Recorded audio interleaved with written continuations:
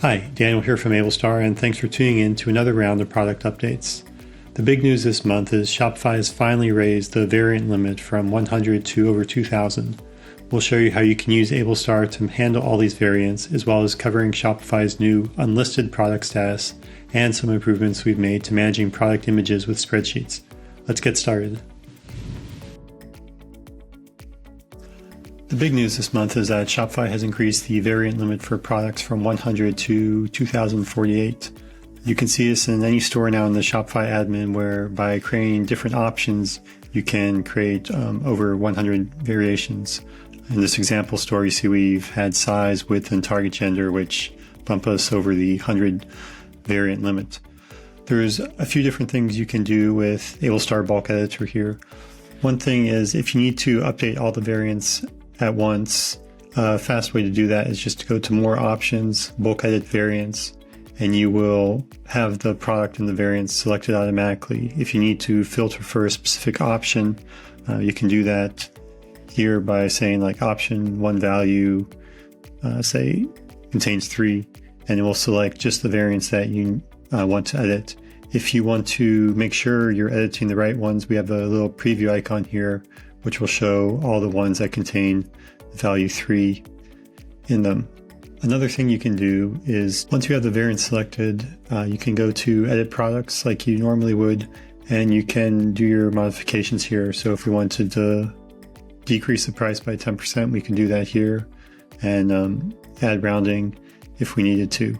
The preview has also been improved to handle more than 100 variants. Now you'll see this preview icon here where you'll see a full list of the variants that will be modified, and you can also filter this if you want to look for a specific product.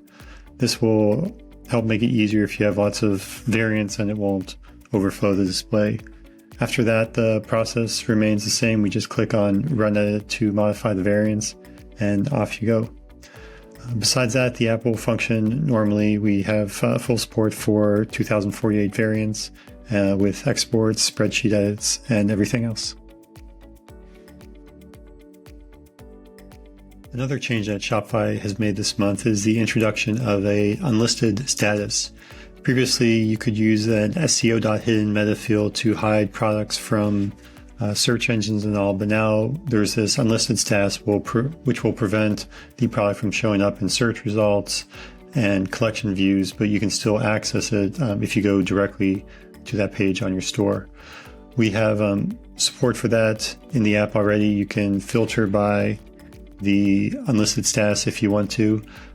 Another thing that you might want to do is move from using the SEO.hidden meta fields to the unlisted status. You can do that quickly with the app with one edit by filtering for the SEO being hidden, and then just go over to status, set the status to unlisted, and run the edit. And in just a second, the products will update, and we can verify here that they are now showing up in the unlisted status. Finally, we've made some updates to how images are handled in spreadsheets. There is now several different ways that you can refer to an image when you want to add it to a bunch of products. You can use the Shopify CDN URL. You can use the exact file name if that file already exists on your store. You can use a remote URL, or you can use the Shopify GraphQL GID that is included in the API. One thing to note is if you use the CDN link, if this file is already on your store, the app will detect that and reuse the existing file, so it will not create an additional one. If the URL belongs to either another Shopify store or some other remote server, the app will import the image once, show it in the file section, and then use that one file to link to all your products. This should help prevent duplicates within the file section and keep that cleaner for you. Well, that's all we have time for this month. We won't be doing a video next month because we do a feature freeze around Black Friday, Cyber Monday, but we'll still be working hard behind the scenes to make sure that everything runs smoothly for you. If there's anything we can do to help, please reach out to our 24/7 support. That's this month's update from Ablestar. Thanks for watching.